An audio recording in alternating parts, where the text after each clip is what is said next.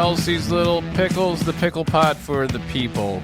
And I want to remind you all that while I was very much down in the dumps on the last podcast because of the outcome, I've had some time to relax, to rest, to reinvigorate myself, and I am no longer in the fetal position wondering how I'm going to face the day. Well, you're in the fetal position, but for different reasons. Yes. But thank you to Kiefer for pulling me out of my funk with good news stories that while you, the listener, only heard part of it, that conversation and good news stories continued even after the pod. So one of the things I talked about on the last podcast was the symbolism of the pickle and how it means resistance and resilience, and how we want to incorporate that into a peaceful protest. And we're hoping that every one of our Pickle Pod listeners will find a MAGA house and leave a pickle on the porch. That's it. Just a pickle on the porch. Maybe take a picture and send it to Elsie's Little Pickles at gmail.com. Or you can catch us on Twitter. You can catch us on Facebook. If you do pickle protest and you leave a pickle on a MAGA porch and you can take a picture of it and send it to us, that would be awesome. We would appreciate that. With that being said, the thing that I think is the most interesting is it seems as if there's a little bit of buyer's remorse already out there. And that's what we're going to get into. Yeah, just a little bit. The attitudes. One of the things that I wanted to wait before we did another pod was I wanted to see what the reactions were. I wanted to see where this was going in the general public. Now, let me state this. All right. I think Trump being president again is potentially the worst thing that could happen to the country. I really do. I think that his policies going unchecked. He's got. Correct. I mean, it was a bloodbath. They swept all of it, right? I don't know if they got the final number in for the House, but I can't imagine. I'm going to guess so.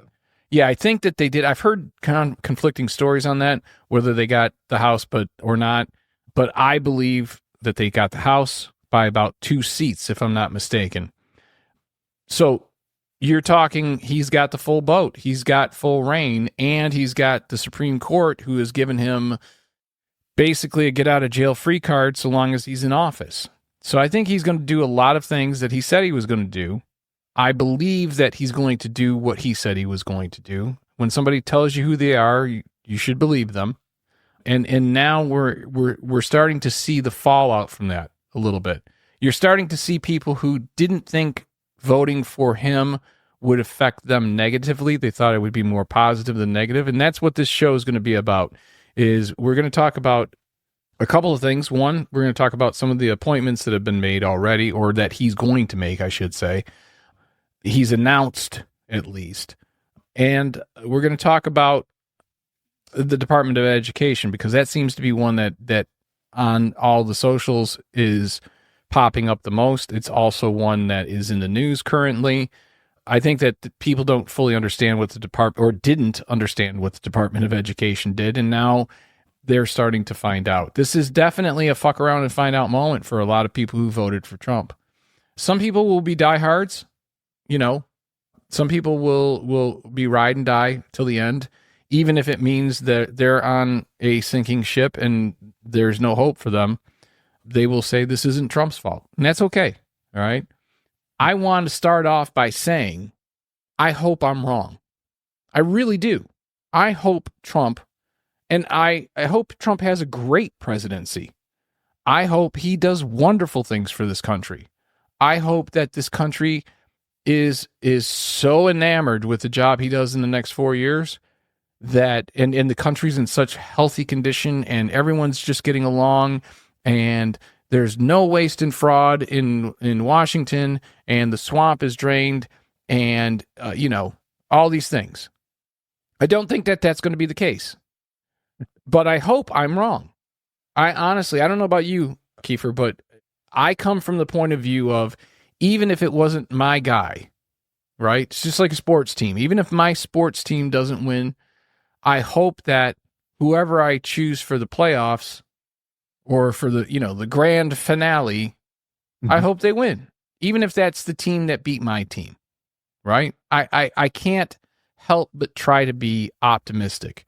Friend of the show, Kirk Nolan, he's always complaining. He's like, you're such an optimist, even under the worst of times. Yep, I try to be, because I want to believe that people have good intentions. Even Trump, I want to believe that he has good intentions.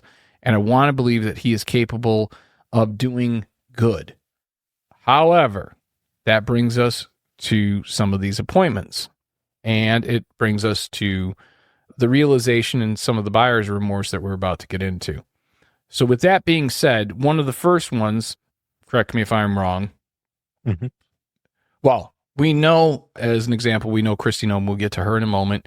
There was never any doubt that Stephen Miller, who still, to me, looks like a fucking vampire. I mean, if you, I don't know about that dude. That dude's got problems somewhere. Somewhere between a vampire and Gollum. Yeah, but he's like if Nosferatu fucked Gollum and they had a baby, it would be Stephen Miller. You know what I mean? I think he looked like one of those little stress puppets with the eyes. His bulge out. Yeah, like if you squeezed him, his eyes would pop out. He's definitively going to be an advisor. There's no two ways about it. He's probably going to have walk-in privileges for the Oval. I would not be surprised by that, because he's been there from the beginning. Say what you will about Stephen Miller, he's never, ever left Trump's side. And to the best of my knowledge, I'm sure it's happened behind closed doors, but it seems like Trump has never really gotten into Stephen Miller's shit. It seems like, for whatever reason, Stephen Miller is able to navigate the whims of Trump. Not always for the best interest, in my opinion, but specifically of the country, because he's so far gone on immigration and this idea of, my opinion is it's a purity test in many ways with him. That's the way it comes across, at least to me. But you said that it looks like Marco Rubio, is going to be most likely the candidate for Secretary of State. And I find that interesting because Trump, first off, I mean, let's go back to the relationship between Rubio and Trump. It started off back during the primaries and him getting labeled Little Marco. So it's not like they started off on good terms, and it's not like it was Rubio that picked that fight in the beginning, but then Rubio did try to get down in the mud with Trump a little bit, and that didn't work out. And he had to go and clean his dirty little shoes, his dirty little Marco shoes. But now he's in bed with him. But you said that there was something that happened not too long ago that with Rubio? Well, I think it's important to go back. I shall try my best to read this tweet from Donald Trump. Yeah. Which says, Marco Rubio is a total lightweight who I wouldn't hire to run one of my smaller companies, a highly overrated politician. Donald.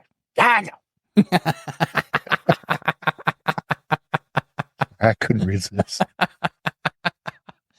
And that was back in what, 2016?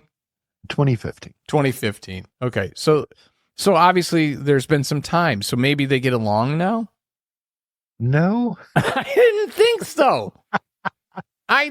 think so.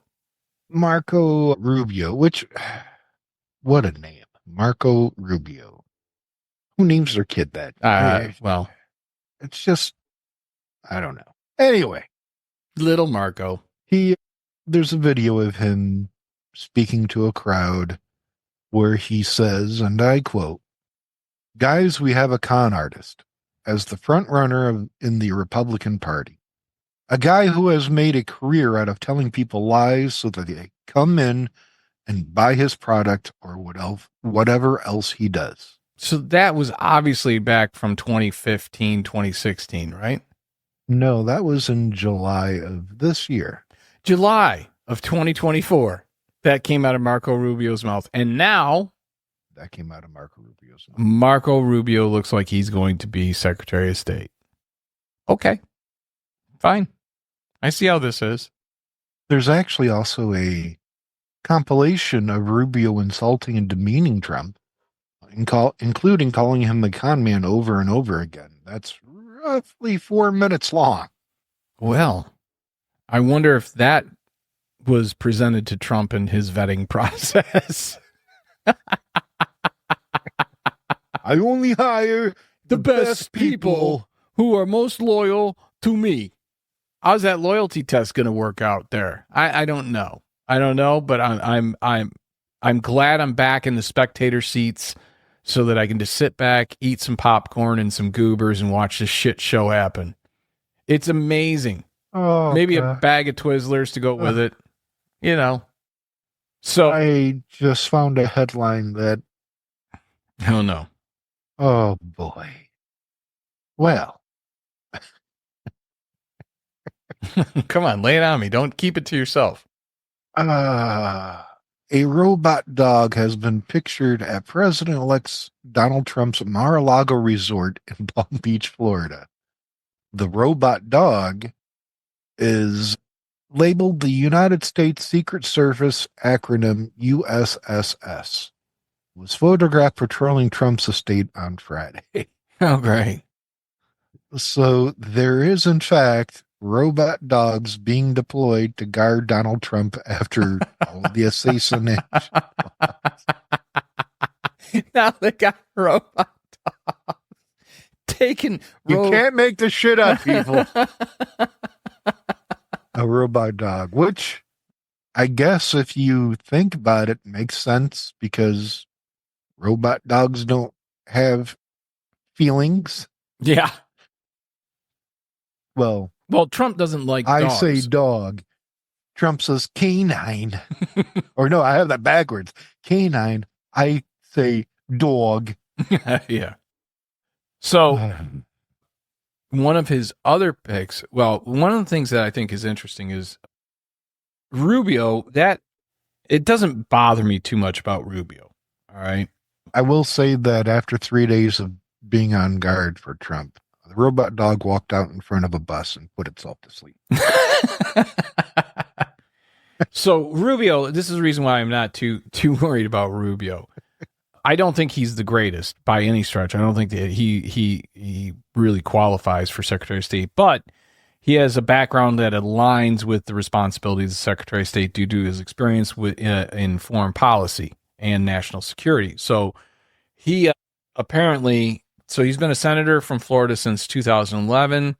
He served on the Senate Foreign Relations Committee and the Senate Select Committee on Intelligence, where he's been involved in shaping U.S. foreign policy, particularly on issues involving China, Latin America, and cybersecurity. His strong stance on global human rights and extensive legislative experience also contribute to his qualifications for the diplomatic leadership role. That's what they say. I say I'm not worried about Rubio because he's one of the people that is actually involved in trying to get the UAP stuff out. So all the alien shit. So for all my bad will towards him, when I found out that he was pushing for answers on that, he got at least one gold star on his little board.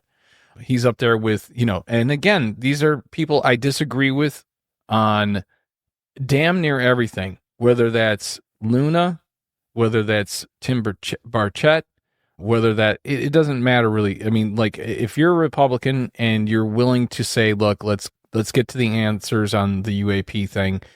And I say that not only for my fascination into UAP and aerial phenomena and aliens and all that shit. I say that because there is, according to our military, specifically, Grush and Fravor, there are things that are in our skies that are interrupting training exercises for our military. So, yeah, if you don't know what that is, you should probably figure that shit out. And even if that means telling the world, hey, guess what? We're not alone.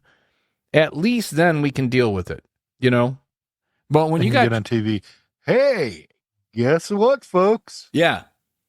It's a perfect time. I mean, there's supposed to be, I think, on the 13th of this month, there's supposed to be another hearing regarding UAP. I don't know if Rubio will be in that or not. Hopefully he will be wearing, his little Marco Rubio shoes and sitting on a booster chair. That's the thing that's embarrassing, is you're going to send them all over the world having negotiations with all kinds of foreign leaders and diplomat ways and all that shit, right? And everywhere he goes, he's going to have a booster chair with him. And I think that that's a little bit embarrassing. But moving on, we talked about Reuters. Well, really quick. Reuters is reporting that Trump's transition team missed the October 1st deadline to submit an ethics plan in accordance with the Presidential Transition Act. What's more is it's being reported that Trump's assembled transition team has refused to participate with established transition processes, usually beginning months before the election. Yeah. So that is something that I think people need to be aware of. One of the things in that is, if I'm not mistaken, in when they're basically required to sign disclosures agreements and so on and so forth, like normal operating procedure, and no one's on board with it with this Trump candidacy or with this administration. So that's going to be interesting. There's going to be a lot of things that go away as far as norms, and a lot of things that come up that you go, that's fucking crazy. Guess what? That's the new norm. That's the new normal. So you just have to accept that. Trump's not going to give you his taxes. He's not going to do anything that he's supposed to do before getting into office. He's not going to work with transition teams. Like, none of that shit's going to happen. And you just got to be okay with it, because there's nothing you can do now. But what will be interesting is, at the end of the month, was it the 27th, I think, or the 29th? He's supposed to go in for his sentencing with Judge Merchant, or however that's pronounced. Marshall. Well, I'm sorry, that was the Canadian pronunciation. So I think that'll be interesting. Like I said, going back to Stephen Miller, he's a ride or die guy. He's been with him from the beginning. If anyone deserves the ability, and not that I'm a fan of his, I think he's fucking evil incarnate, to be perfectly honest with you, as far as his policies. He's a white nationalist. Well, it almost doesn't matter what you call people nowadays. It doesn't matter if it's an accurate description or not. You know what I mean? Like, words mean nothing anymore. Words mean nothing. That's where we're at. You know, like, we have to come to terms. Whose line is it anyway? Yeah. Where presidencies have no value and words have no meanings. Congratulations. This is what you voted for. And that's, again, one of the things I said in the last pod. I will remind people, I'm not going to get mad. I'm going to accept this. I'm going to accept the fact that this is what the vast majority of the American public thought was in their best interest. And I'm going to hope that I missed something. I'm going to hope that I didn't see the writing on the wall the way it should have been. You're going to hope. I'm going to hope and pray every day. Oh, Mother Mary. Stephen Miller's qualifications, he was his experience as a senior policy advisor during Donald Trump during his first term, where he played a major role in shaping immigration policy, communication strategy, and national security. Known for his hardline positions on immigration, Miller was instrumental in policies like the travel ban, family separation. His knowledge of legislative process and experience in the strategic messaging also add to his qualifications for an advisory role focused on shaping conservative policy agendas. Now, to me, he's also known for his perfect goose stomping. Oh, I'm sure. And his love of strudel. He likes the strudel. Every once in a while, he wants a Wiener Schnitzel. Stop it. Stephen, you stop. You've had enough. You're going to make yourself sick, Stephen. Do you think he walks around singing Springtime for Deutschland? Oh, yeah. He's got to. Producers. Why not? I mean, why not? Honestly. All right. Mike Waltz His qualifications for an advisory role in the Trump administration include his military background, political experience, and his national security expertise, whilst as a U.S. representative from Florida and a former Green Beret, which provides him with a deep insight into defense and security issues. He's also served on House Armed Services Committee and has been vocal on issues related to military readiness, counterterrorism, and foreign policy. His expertise in strategic defense and national security aligns with potential advisory needs in these areas. All right. That's all well and good. Okay. But the one that gets me, right? So Stephen Miller, Mike Waltz are likely for the advisory roles. Rubio, Secretary of State. This is the one that gets me. And this one I can only, there's two that actually get me. Mm-hmm. There's rumors that his lawyer, Alina Habba, might end up in the press secretary role. Okay. Now, if you look at pictures of her from when she first started with Trump to where she's at now, it seems like her hair is getting blonder and blonder, which I think she's playing to Trump's type. And if you look at those blonder pictures, and I wouldn't be surprised by the time she takes the role of press secretary if she hasn't had basically her face made to look like Ivanka's and hair to match. Like, that would not surprise me in an effort to please Donald. But he definitely has a type. You know what I mean? He wants a pretty woman around him, and preferably blonde. When he mistook E.G. and Carol as his wife in the picture. Yeah, yeah, right there. There she is. That's my wife. No, that's the woman you raped. No, sir, that's E.G. and Carol. That's the woman you raped, dude. Yeah, no, it's okay. Everything's fine. I didn't do that. And yeah, I did it in a Homer Simpson voice on purpose because that to me is what he is at this point. Oh, I accidentally hit the red button on my desk. What does that mean? Oh. Did you perchance watch his victory speech? No, I haven't had the stomach for that yet. Well, I watched it live and I couldn't help but notice Trump came out, his immediate family, Barron, they had to, elongate the doors so that he could put his head through the. Apparently, they're saying he's got like a 170 IQ. If you can believe that. Wow. I said if you can believe it. I didn't say it was true.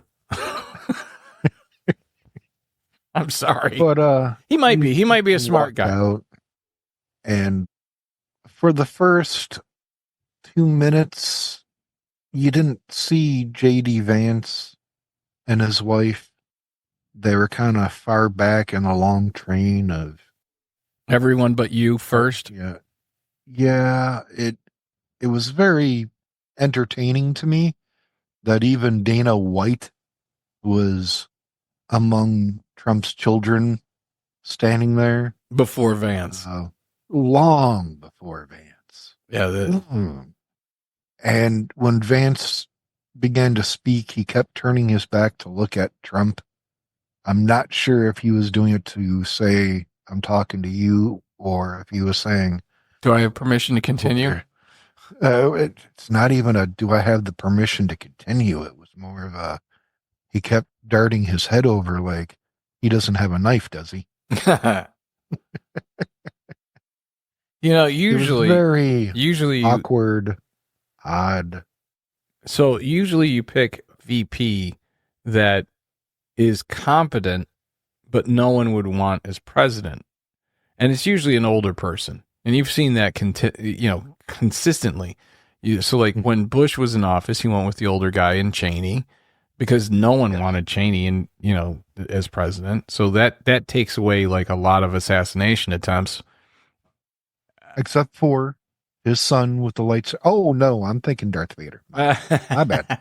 Well, I think what ended up happening was they learned the lesson with Quayle,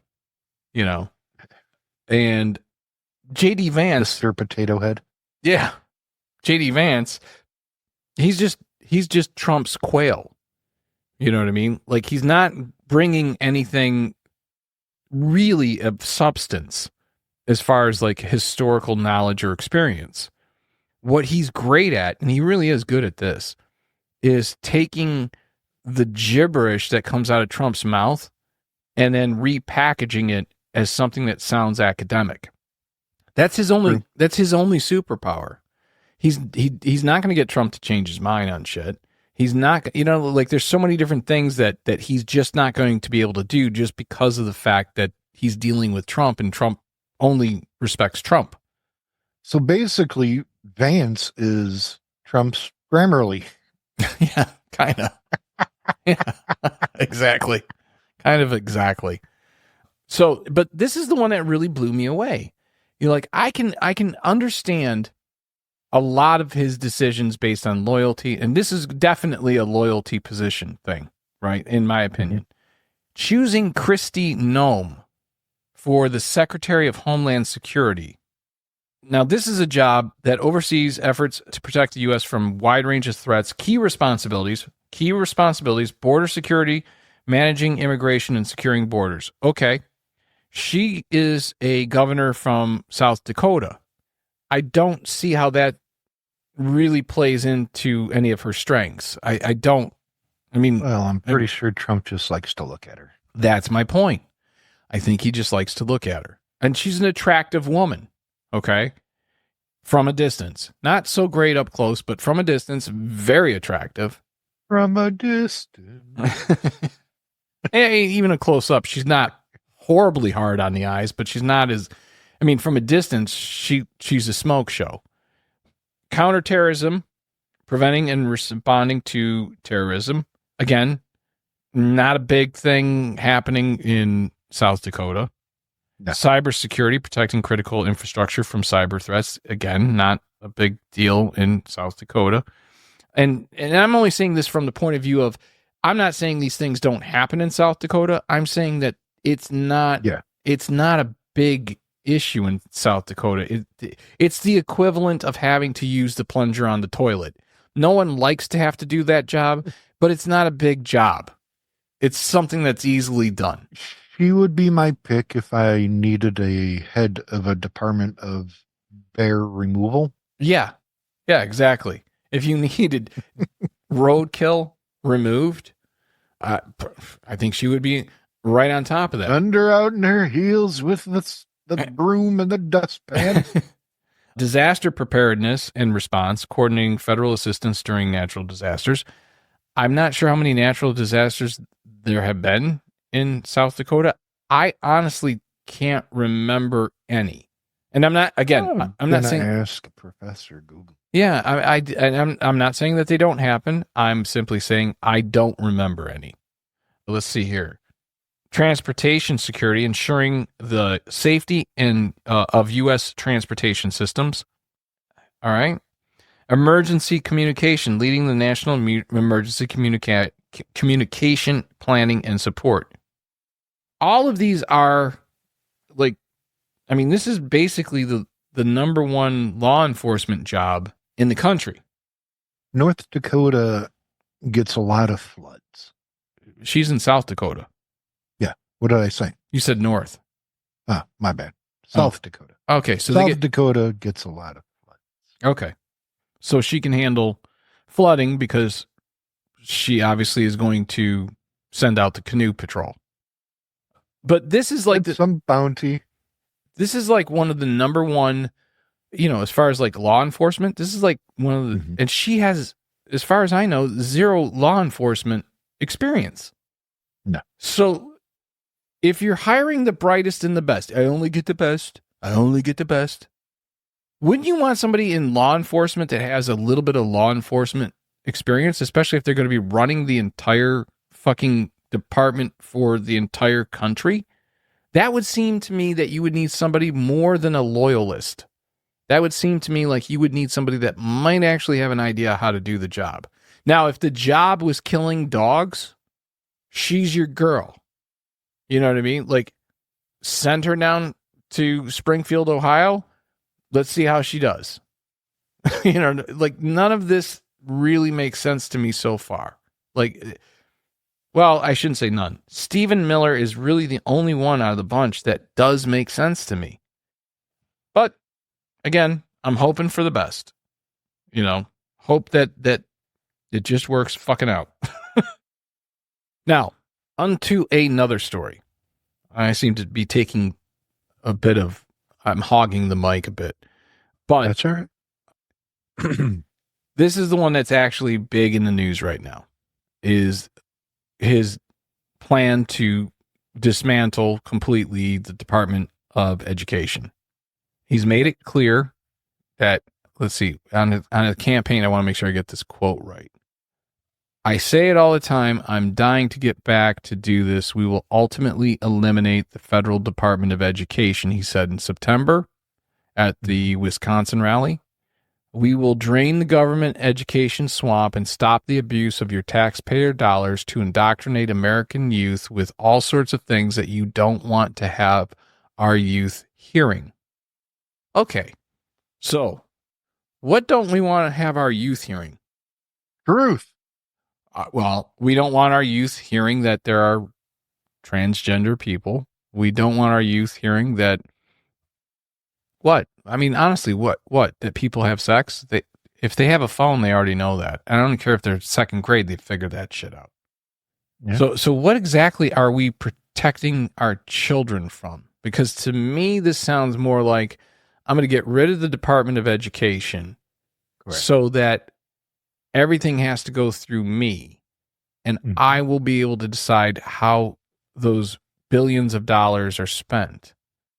And I get to say whether or not I like how you are running your school and whether or not your university is teaching things that I think are within line. And if you're teaching, I don't know, critical race theory, which I have yet to see taught at any fucking school or anywhere that, like, the only place I think that I've ever seen critical race theory taught was in law school because it's a legal, like, definition. Like, it explains legally shit. So I guess we're going to no longer have law schools, or at least the law schools won't have any federal funding because they're kind of, they need to still be channeled through Trump University. Yeah. So look, not to freak out, all right, because I'm going to read a bunch of shit that I don't think most people know what the Department of Education does. I'm going to read what the Department of Education does. Before.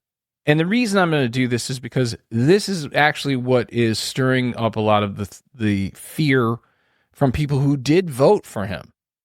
You know, I've read tweets or Twixes of people like really freaking out, and then I don't know if that's true or not. I don't know if they were really voters or whatever. I'm just reading what I'm reading, right? It's social media. You don't know what's true or not. But there are a lot of people that are out there saying, had a conversation with, you know, the family member that voted for Trump. And now they're freaking out because they're realizing that getting rid of the Department of Education means that their handicapped child or their special needs child may not get the education and assistance that they need. Okay? Keep that in mind. We're going to get back to that, but keep that one in mind. All right, so one of the things they do is, the first thing is establishing education policies, setting federal guidelines and policies for education across the U.S., shaping standards, goals, and accountability systems. I think that's a good thing. It keeps things consistent. That means that if, you know, you're a business owner and you have somebody that's applying from Mississippi, you have a reasonable ability to believe that either they were a really good student in a very bad system, or you're able to say, I know that certain standards were applied and they made it through those standards. So I know that there's a baseline. As an employer, I'd want to know that you have a baseline level of education that I can depend upon, that I'm not going to have to worry about whether or not you know certain things. That's what public schools are supposed to do. It's supposed to get, and really, to be perfectly honest with you, I'm not a big fan of public schools in many ways because they're so institutional. Most of them look like fucking jails from the outside. And now we're happy that they look like jails from the outside because at least then the less windows they have, the less opportunity they have for a school shooting. So like this is a round robin as far as the public school system goes, as far as like creating an environment that's actually good for learning and having a standard that everyone has to meet in order to move forward. which I think that's actually a good thing. Mm-hmm. But more importantly, this idea of what school was designed for, it really is just to make it. The vast majority of public education was made so that you could get a job in a factory, so that you were able to read, you were able to write, you were able to do basic math, you had a little bit of an idea of what science was about. These were the things that were meant to make it to where you could participate in society and not be a fucking idiot. At least have the ability, if you were curious, to pursue something. So we're just giving you the bare bones basics and exposing you to as many little things as possible, hoping that once you know how to read and write and maybe do a little bit of math and a little bit of science, that your curiosity will carry you further. And then you'll go on to secondary education and maybe continued education throughout your life, which is the ideal. That's what you should want to do. Okay? You should always be curious. You should always be thirsty. Whether you go to a public institution, whether you go to a private institution, whether you go to a fucking university, whether you go to a community college, you should continue your education as much as possible throughout your life. That doesn't mean that you have to go to an institution like those. You can do that online. You have an entire fucking world in the palm of your hand if you're curious enough to look past certain bullshit. If you're curious enough to go past social media and actually go, you know what? I'm curious about whatever and dig into it. You have the ability to educate yourself your entire life. And that's what public education is meant to do. It's meant to be the foundation of that. Okay? Enough of my soapbox. 2, distributing federal funding. Administrators administers federal funds to schools, colleges, and educational institutions, focusing on grants, aid, and financial support for low-income students and under-resourced schools. Okay, so now forget it. If you're a school in a bad neighborhood, you're done. Yep. You're done. You've already got teachers having to dip into their own fucking pockets for school supplies. Take away that federal funding and see how many teachers you lose. Because there's going to come a point where they're like, our hands are tied. We don't have the resources we need in order to do the job properly. We're teaching out of books that are 25 years old. They're not up to date. We're not able to give these kids the education that they need, and they all know it, and they're not paying attention because they know that we're full of shit because we don't have the funding we need to give them the resources they need in order to learn. So if you're in a bad neighborhood, you're fucked. You're screwed. You're fucked. You're screwed. And that's got, ultimately what they want to do is I think, want to get rid of public schools completely, even though that's mainly done on a local level. I think if it were a federal thing, they would just get rid of public schooling. I think that's really what they would do in this case. They would go, yeah, there's private schools and charter schools, and you can pay for that. And if you can't afford it, well, then your kid doesn't get an education. You can homeschool them. You can't do that because you have to work, and it's you don't have time to teach your child. Oh, well, I guess your kid's just going to be stupid. That's going to do more damage to the workforce in 4 years. If he gets this done within the first, let's say, 100 days of his administration, let's say the first year of his administration, all right? Let's say it gets done the first year. The 3 years that follow, the damage that was done to those children during the pandemic is now going to get multiplied.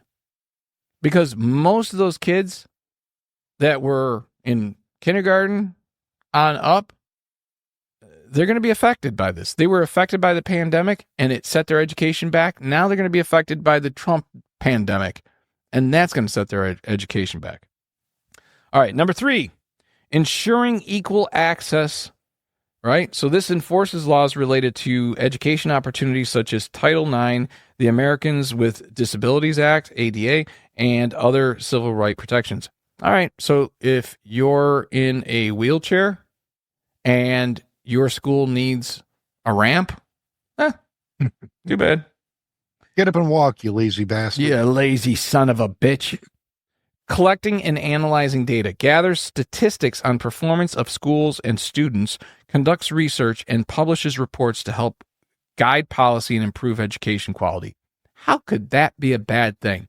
To actually go, we need the data so we know whether or not we're doing the right things and if those things are working or not working, and helping kids get the education that they need. You have to have some form, some form of accountability.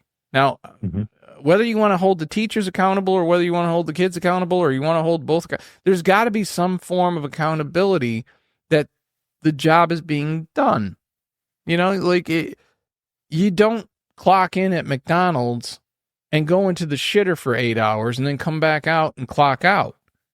I'm just saying, you can't, any job. Can't? No, you can't. I'm sorry, dude. I know you never worked at a McDonald's, but no, you can't.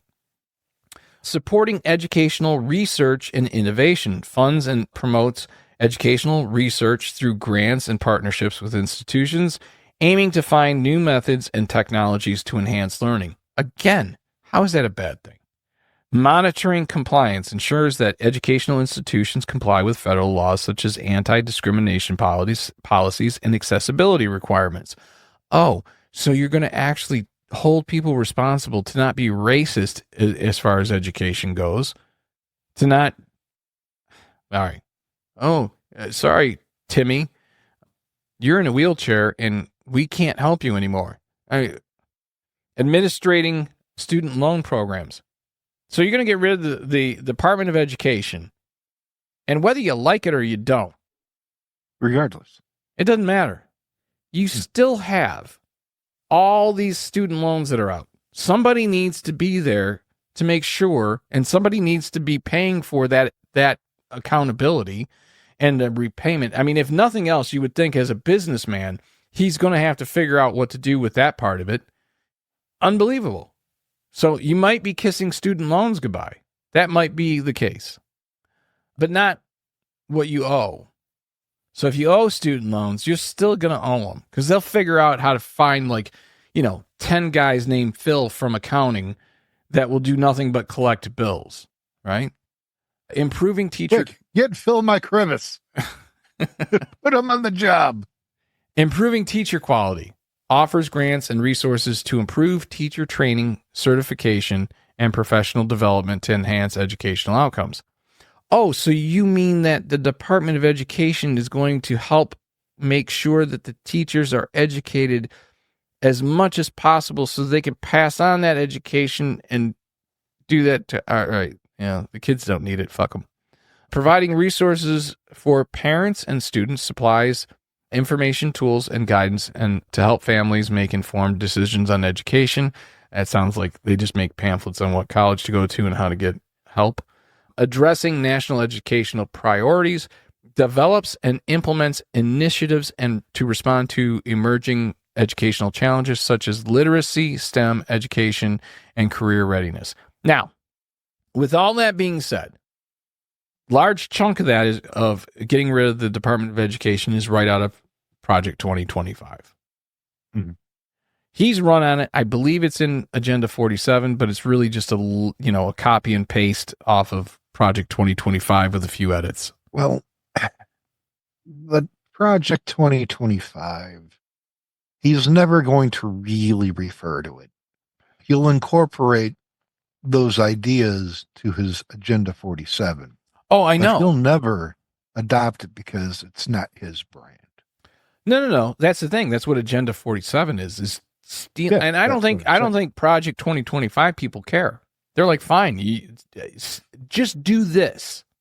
Yes. You can take credit for it. You can call it Agenda 47. You can call it Trump 47. You can call it whatever the fuck you want. You can call it antelopes butt fucking chimpanzees if you want. Just do it. Right? I mean, I don't think that it's an issue of credit that any of these people that put this together are looking for. Because behind the scenes, they know, oh, that was mine. That was ours. That was our group. That was your group. That was Phil from accounting. He came up with that one. Right? So I don't think that they care because they never expected to get credit for it in the first place.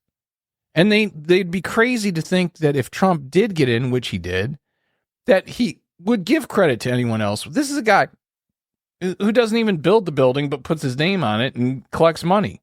He doesn't make the product. He just licenses his name and collects the money.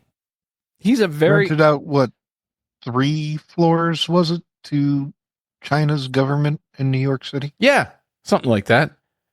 He just... But China's they're the enemy. Yeah, unless they're paying rent on 3 floors, then they're fine with me. It's very transactional, right? And at the end, he wants low risk for him, low responsibility for him, right? Yes. And high return. That's all he's looking for. And now he's in that position again. This doesn't take into effect, like I said, the handicap programs alone that this is going to affect is insane, right? So like special education is going to go away, right? Unless they figure out how to disperse these things to other departments, which is how it was before Jimmy Carter. In 1979, then President Jimmy Carter, a Democrat from Georgia, signed legislation making the Department of Education a cabinet-level agency, fulfilling campaign pledge he had made to one of the largest teachers' unions, the National Education Association. Previously, the federal education programs were housed in other agencies. Trump has not said exactly how he would want to shut the department down, which would require an act of Congress, or what would happen to federally funded education programs if he did. Okay, so what that means is it's got to go through Congress, supposedly. Well, that's not going to be too hard, especially in the first 100 days. You got the House and the Senate. I see this getting rubber stamped in both chambers and being done within the first probably 30 to 60 days. And like I said, I think that what people don't understand is they don't necessarily have a plan on what to do with the stuff that they need to keep. Like, even if all you did was slice off the student loan program to just be a collection agency for those loans that are still still outstanding, you still have to have that mechanism in place in some way, and it still has to report up somehow. And if it's not reporting up as a cabinet level, then it's reporting up directly to the president. And I can't imagine that he wants to be burdened with the day-to-day of collections, which means that they're probably going to be running on their own with not a lot of oversight and potentially fucking things up. The other thing is special education. All right. Now I can take away the idea of teachers getting help with training and with, having to, like, all that part of it. I fucking hate it, but I can get over that. But what I struggle with is special education first and foremost. And the reason is that affected our lives. That our cousin was part of the special education in his particular school district. And if not for that, he would not have had an education and would have really had a much less fulfilling life. And I can't tell you how many kids I went to school with as I was growing up there was this one kid, Mark, in particular, and he was pretty much solid mentally, not 100%, but he was a good 88%, right? Nicest guy you'd ever meet. And he had dreams, he had aspirations, he had hopes. He wanted an education, and he worked hard. And he was a good dude.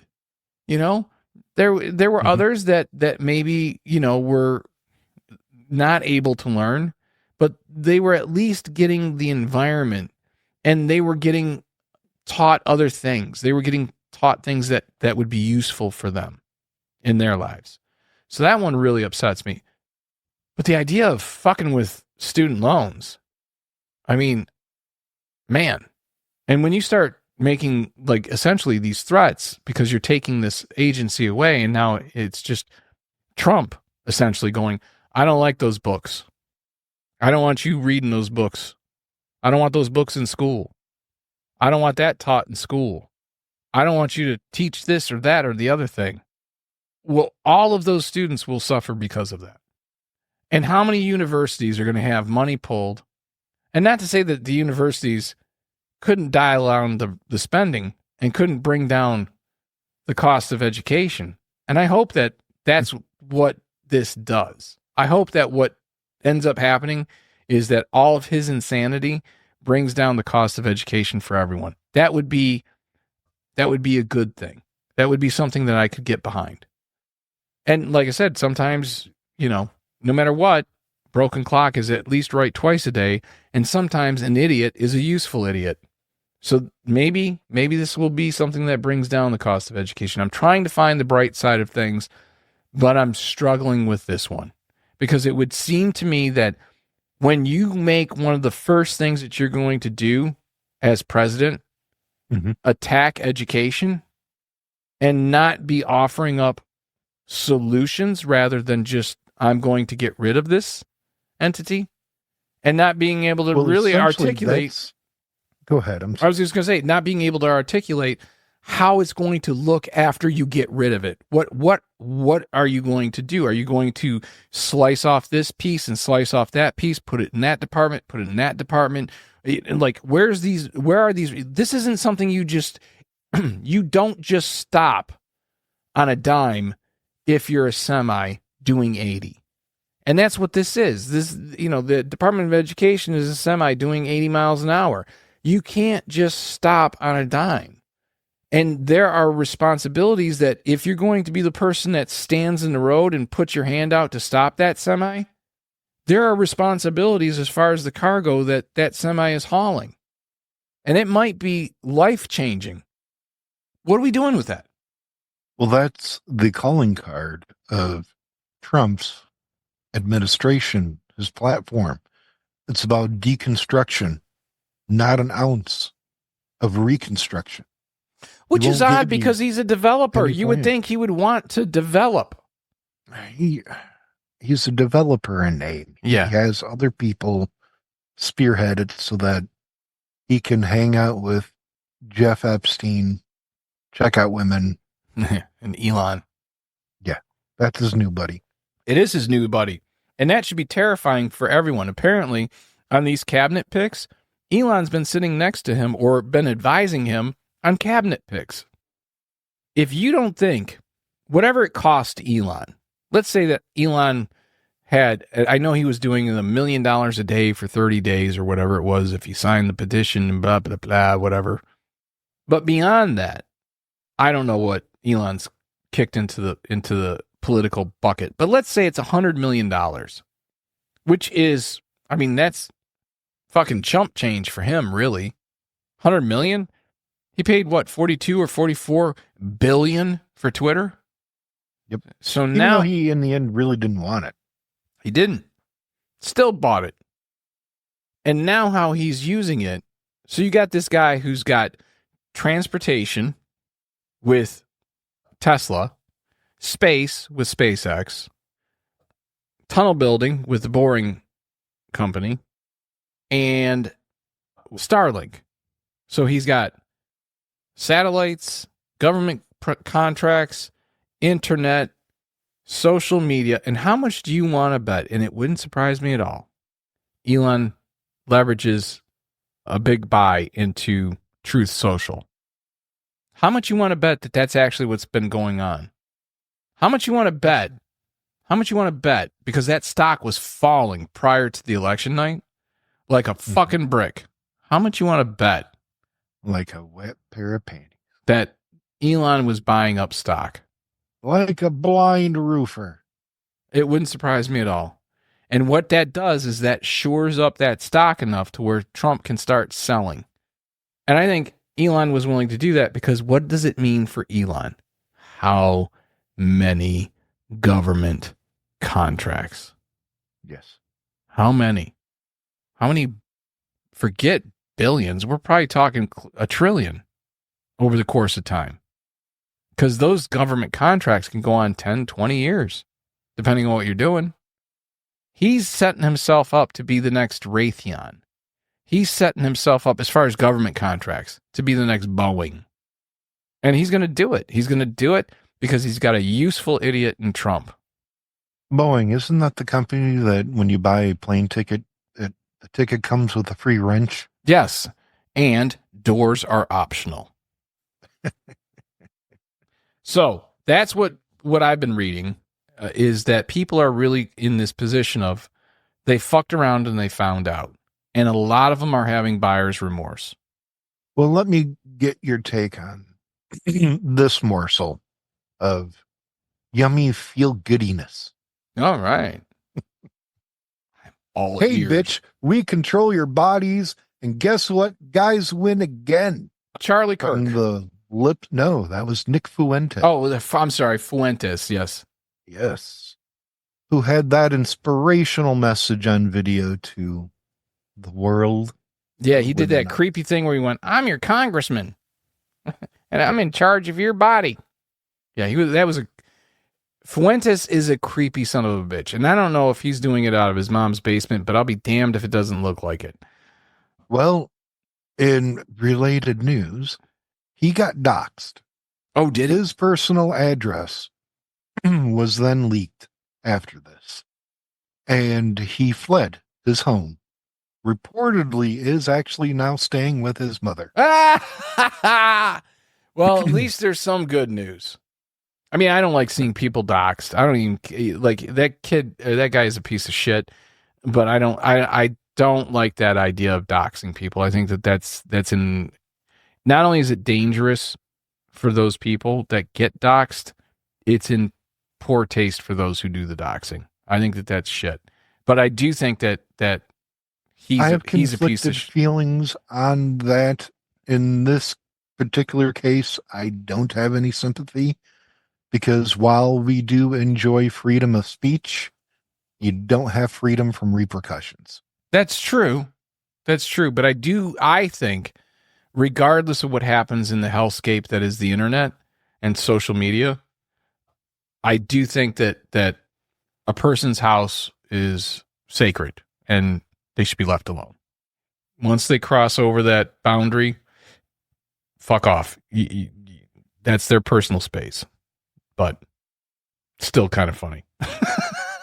All right, give me a good news story so we can wrap this up. Good news. I got a little bit of good news, I guess. Google has reported that moving to Canada searches on November 6th, how much do you think they peaked? What percentage? I'm going to say 5,000%. You hit it on the head. Did I really? 5,000%. Really? I hit it on the head? Yes. I had no idea. I never saw that. 1,000%. The usual is 400%. Ah! But it spiked to 5,000%. A large majority of the hits coming from Vermont, Oregon, and Washington. That is hysterical. I didn't see that as a story, and I never checked that type of shit. That's hysterical that I got it right on the money. I wish Elsie's Little Pickles was a fucking carnival game because I would have a stuffed animal right now. Yeah, you would. Yeah, you would. Well, look, again, I just want to encourage anyone who's listened to the end. I know this was a little bit more tedious of a podcast, but I think that this is important so that you realize what is happening. And unfortunately, as these different policies and procedures get rolled out and as these different things come to light, we here at Elsie's Little Pickles, me and Kiefer, we're going to make sure that you're aware of what is coming and what that means to the best of our abilities. We're going to make sure that you understand what to look for. And with that, that's another Elsie's Little Pickles, motherfuckers.